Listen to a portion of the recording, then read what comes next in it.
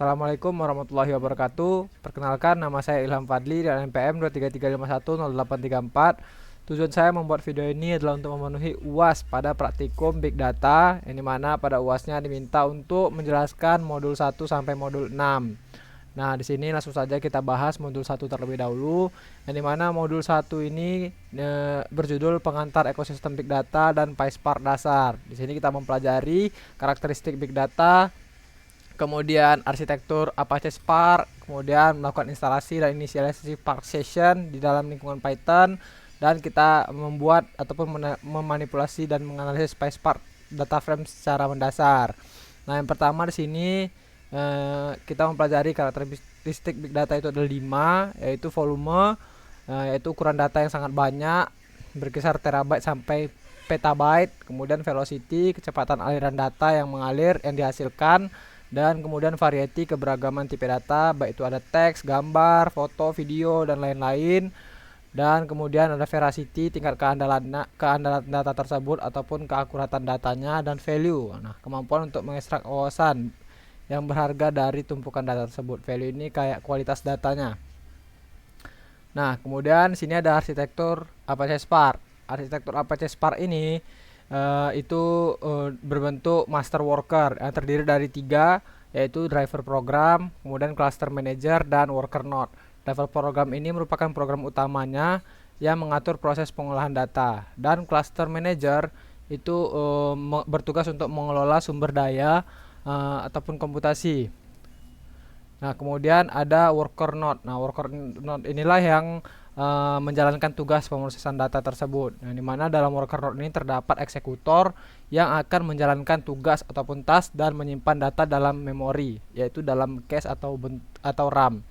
Nah, proses in memory inilah yang membuat Spark Session itu menjadi sangat cepat. Dan kemudian di sini kita melakukan instalasi dan inisialisasi pada praktikumnya. Untuk instalasinya di sini kita lakukan di collab ya, di modulnya. Sini kita instalasi Spark Session terlebih dahulu, karena Spark Session itu merupakan pintu masuk utama untuk kita dapat menggunakan Apache Spark pada Python. Nah, kemudian di sini kita juga membuat dan menganalisis PySpark data frame. Di sini kita membuat PySpark data frame itu PySpark data frame ini merupakan struktur data yang berbentuk tabel seperti baris dan kolom. Dan data frame ini dapat digunakan untuk menampilkan, memilih, dan menganalisis data dalam jumlah besar. Nah, makanya kita menggunakan PySpark data frame untuk pengolahan big data. Nah, di sini kita membuat data log server, kemudian sini kita mendefinisikan kolom, kemudian membuat PySpark data frame-nya dan menampilkan struktur skema datanya. Nah, ini kemudian selanjutnya kita print isi data frame dan kita tampilkan ringkasan statistiknya. Berikut adalah outputnya. Nah, pada tugasnya di sini kita diminta untuk menambahkan 7 baris data baru dan kita buat variasi status kodenya.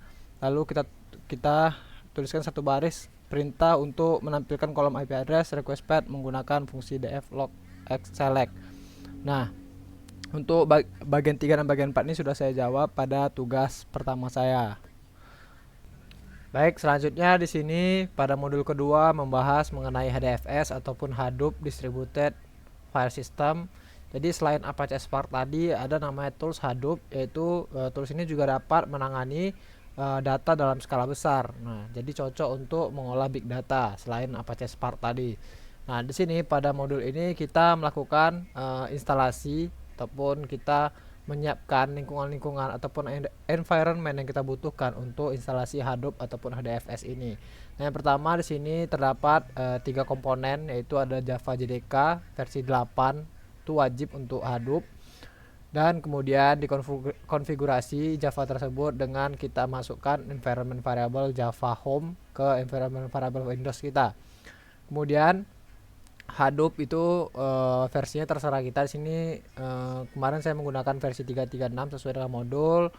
Kemudian ada namanya Python dan VS Code. Nah, ini 3 komponen penting ataupun wajib yang harus kita miliki untuk instalasi HDFS ini.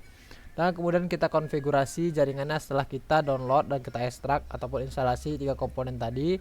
Kita konfigurasi jaringan HDFS-nya. Di sini kita konfigurasi Hadoop file XML-nya, yaitu kita cari IP kita terlebih dahulu di command prompt, dan kemudian setelah kita cari, kita masukkan ke dalam core site.xml ini. Di file ini kita masukkan, kita ganti dengan alamat IP kita, IPv4 kita. Kemudian kita edit HDFS site XML ini dengan konfigurasi keamanan jaringan yang diberikan di modul. Nah, jika tahap konfigurasi selesai, lanjut ke tahap menjalankan Hadoop. Nah, untuk menjalankan Hadoop ini kita dapat membuka CMD, kita buat run as administrator, kemudian kita ketik HDFS name node format. Nah, jalankan Hadoop, buka CMD dan start DFS CMD. Nanti akan muncul jendela name node dan data node. Nah, biarkan jendela tersebut terbuka. Jadi nanti ketika kita jalankan perintah ini, ada jendela yang muncul itu untuk menjalankan servernya timnya. Nah, kemudian kita cek browser dengan IP kita, dan jika sudah muncul outputnya maka Hadoopnya sudah siap. Nah, untuk eksekusi di VS Code-nya kita dapat menjalankan perintah seperti berikut. Dan ini kode antibody untuk sel kedua. Nah, di sini untuk kemarin tugas yang saya kerjakan, instalasi Hadoop, kemudian di sini kita melakukan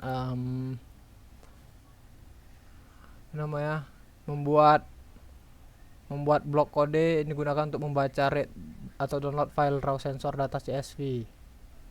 Nah, ini merupakan output dari ataupun tampilan dari Hadoop tersebut. Ini raw sensor data.csv nya. Nah, ini untuk jawaban nomor 2, yaitu soal nomor 2 tadi kita diminta untuk menuliskan blok kode untuk membuat sebuah directory folder baru dalam HDFS dengan path user Hadoop data lake proses data. Nah, di sini pada outputnya bisa kita lihat sudah masuk user Ilham di sini dan proses data di sini. Oke, mungkin saja mengenai penjelasan pada modul kedua. Baik, selanjutnya sini kita membahas modul ketiga dengan judul Programming Hadoop with Spark, di mana pada modul ketiga ini kita mempelajari data wrangling ataupun data preparation. Itu tahapan untuk membersihkan, merapikan dan mengubah bentuk data mentah itu menjadi format yang siap dianalisis.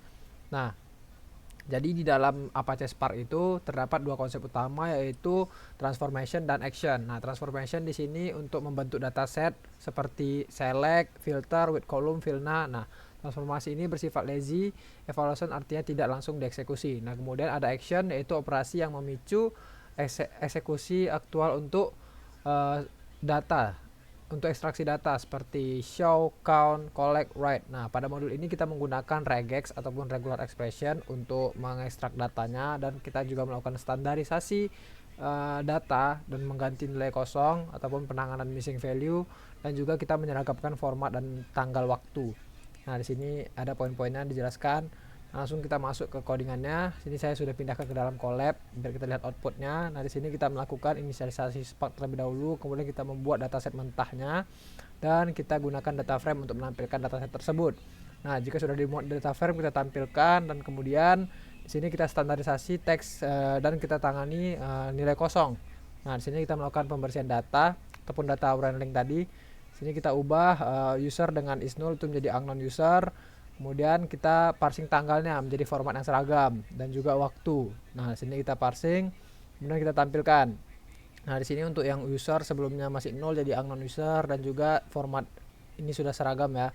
Dan kemudian kita ekstrak informasi dari kolom pilot detail menggunakan regex. Nah, jadi regex ini kita gunakan untuk mengambil informasi dari beberapa kolom. Sini kita mengambil data nama barang, kemudian mengambil jumlah barang ataupun quantity, dan kemudian mengambil harga barang dari sebuah log transaksi ataupun price per item. Nah, jadi dari informasi yang kita ambil tadi, kita melakukan imputasi data, kita mengisi data yang kosong. Jadi kita transformasi data tersebut. Nah, jadi yang quantity tadi misalkan itu dia nilainya kosong, kita ubah jadi 1, kita anggap dia beli 1, dan harga yang kosong itu bernilai 0. Nah, di sini untuk hasilnya dapat kita lihat setelah dilakukannya imputasi ataupun transformasi data. Nah, jadi di sini datanya sudah bersih ataupun bisa disebut dengan data final yang siap dilakukan untuk analisis. Mungkin itu saja mengenai penjelasan terhadap modul ketiga.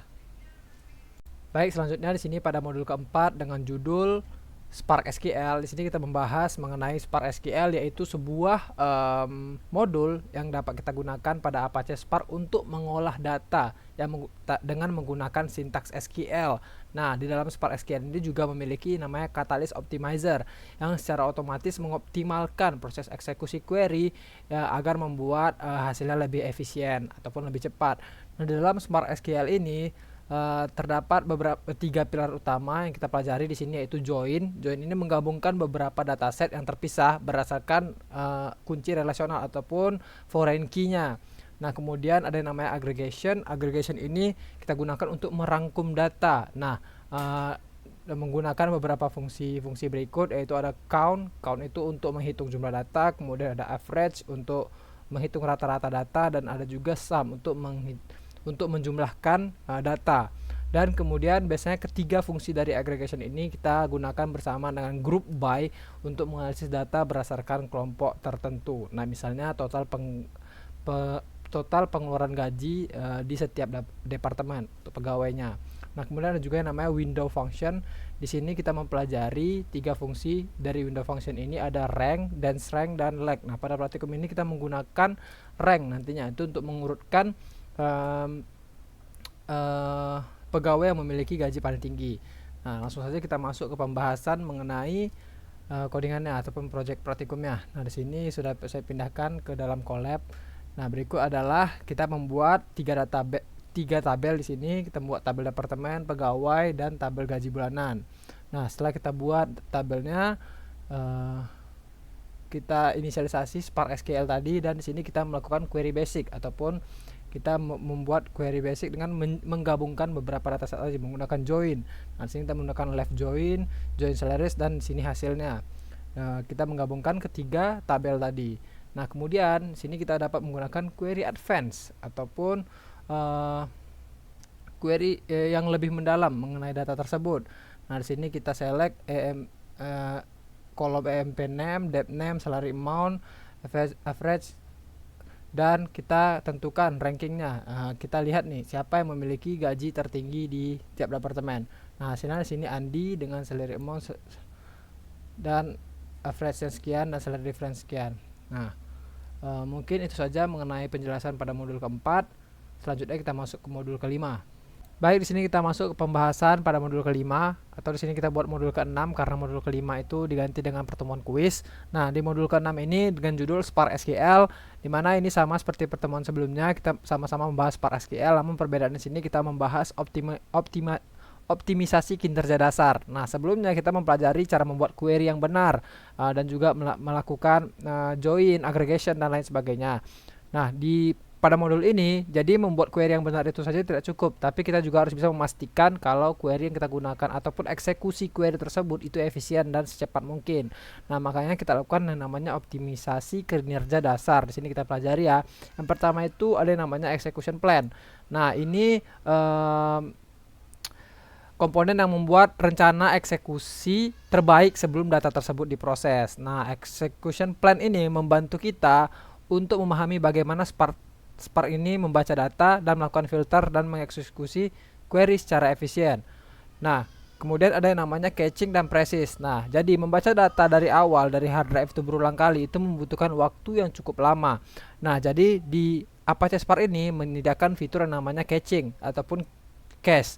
Nah, cache ini kita gunakan untuk menyimpan data tersebut secara sementara di dalam RAM ataupun random access memory kita, supaya data yang bisa ketika dipanggil ulang lagi dia tidak langsung mengambil dari hard drive tapi langsung dari RAM, jadi eksekusinya bakal lebih cepat. Dan kemudian ada namanya partitioning ataupun partisi. Di sini kita membagi data tersebut menjadi beberapa partisi agar dijalankan secara paralel.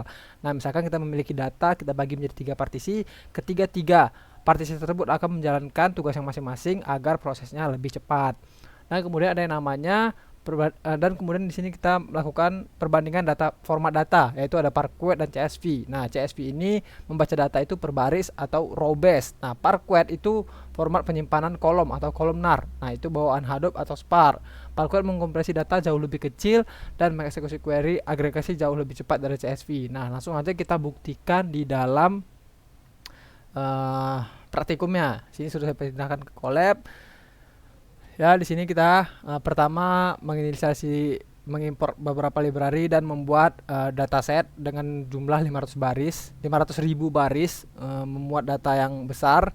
Kemudian kita lakukan partisi awalnya di sini 2, dan kemudian kita menulis data tersebut ke format CSV dan juga format Parquet. Di sini kita bandingkan hasil tulisnya itu lebih cepat CSV ataupun Parquet. Nah, kemudian juga kita bandingkan waktu read dan agregasi CSV versus Parquet. Nah, di sini kita lihat outputnya kalau Parquet itu lebih cepat, jauh lebih cepat daripada CSV, dan waktu read dan agregasinya itu juga jauh lebih cepat yang bagian Parquet. Nah, ini untuk membandingkan format CSV dan juga Parquet tadi. Dan kemudian kita lakukan lagi uji coba menggunakan cache dan tanpa cache ataupun caching tadi. Nah, jadi di sini kita melakukan uji coba tanpa cache, dan sini kita menyimpan ke memori ataupun kita buat cachingnya tersebut, dan kita lakukan uji coba setelah cache. Nah, di sini kita tampilkan nih waktu count tanpa cache 0,6 detik dan waktu count dengan cache 0,4 detik. Terbukti dengan menggunakan caching kita dapat mendapatkan waktu eksekusi yang lebih cepat dibanding tanpa menggunakan caching. Nah, berikut merupakan execution plan ataupun rencana mengenai eksekusi terbaik dalam sebelum data tersebut diproses. Nah, mungkin itu penjelasan mengenai modul ini, dan kita lanjut ke modul terakhir. Baik, selanjutnya di sini kita masuk pada modul ketujuh, yaitu penerapan data store non relational ataupun MongoDB, yang dimana MongoDB ini merupakan salah satu database NoSQL berbasis dokumen. Jadi dia dapat menyimpan data semi terstruktur maupun tidak terstruktur. Nah, perbedaannya dengan RDBMS, yaitu kalau RDBMS ini dia dia dalam bentuk table, sedangkan MongoDB dalam bentuk collection, dan raw ataupun baris dalam RDBMS itu di MongoDB dalam bentuk dokumen. Nah, di sini kita mempelajari CRUD ataupun operasi create, read, update, delete pada MongoDB. Yang pertama di sini kita membuat database terlebih dahulu dengan nama kampus.db, dan kemudian kita cek koneksinya apakah berhasil. Lalu kemudian kita create ataupun insert data yang kita buat, itu di sini data mahasiswa. Di sini kita menggunakan insert data banyak dan insert data satu. Nah, ini untuk satu dokumen. Ini Andi, kita masukkan dia insert one. Di sini sintaksnya. Dan ini kalau misalkan banyak dokumen seperti ini sintaksnya insert many. Dan kemudian ada operasi read ataupun find data. Kita mencari data yang cocok. Nah, di sini kita menggunakan sintaks koleksi mhs.find. Nah, dengan umur sekian. Ini GT ini untuk di atas ya, di atas 20, dan kalau LT itu di bawah. Ini greater than, kalau lower than LT. Nah, kalau E ini ada equalnya sama dengan. Jadi dia GTE itu greater than equal 90. Dan kemudian sini operasi update dan delete-nya. Nah, update dan delete ini kita lakukan untuk mengupdate datasetnya dengan sintaks berikut, data maksudnya, dan delete untuk menghapus data tersebut. Nah, mungkin itu saja mengenai penjelasan modul ke-7. Saya ringkas saja karena untuk menghemat waktu. Baik, langsung saja kita masuk ke project untuk salah satu modul. Baik, berikut merupakan project salah satu penerapan dari modul yang ada dari modul 4 atau modul 6. Sini saya menggunakan modul terakhir, yaitu mengenai MongoDB. Ya, di sini saya membuat database sederhana menggunakan MongoDB, yaitu mengenai klinik database. Di sini dengan collectionnya itu pasien. Nah, langsung saja kita bahas codingannya. Pertama kita instalasi terlebih dahulu. Setelah instalasi kita lakukan yang namanya import library yang kita butuhkan, dan kemudian kita cek koneksi terhadap MongoDB yang sudah kita buat. Di sini saya sudah membuat ya MongoDB-nya. Langsung saja kita tes koneksinya apakah berhasil.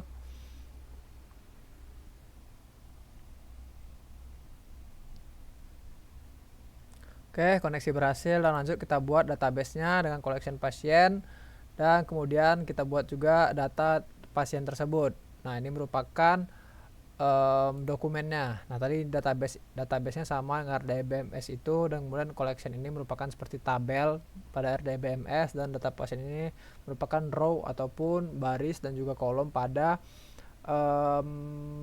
RDBMS. Nah, ini merupakan dokumen ya. Nah, jumlah data berhasil ditambahkan 3. Kita cek di sini, kita refresh aja di MongoDB apakah benar data tersebut masuk ke dalam MongoDB kita.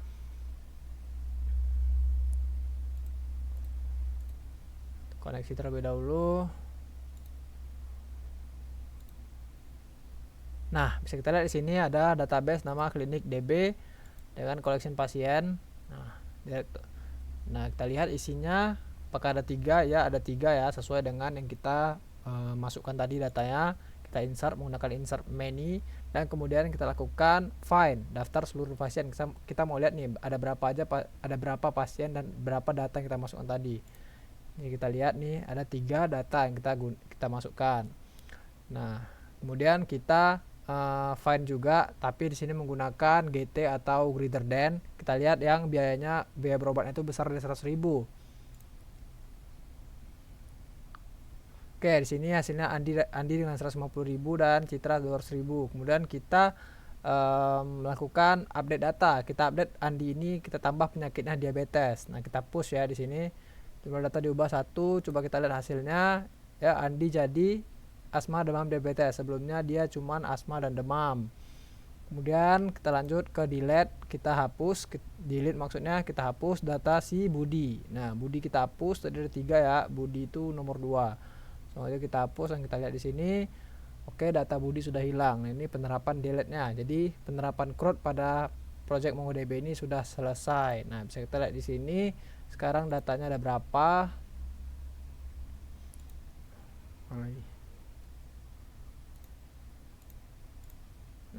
Datanya tinggal 2 ya. Mungkin itu saja penjelasan mengenai UAS pada praktikum Big Data. Lebih dan kurang saya mohon maaf. Saya akhiri. Wassalamualaikum warahmatullahi wabarakatuh.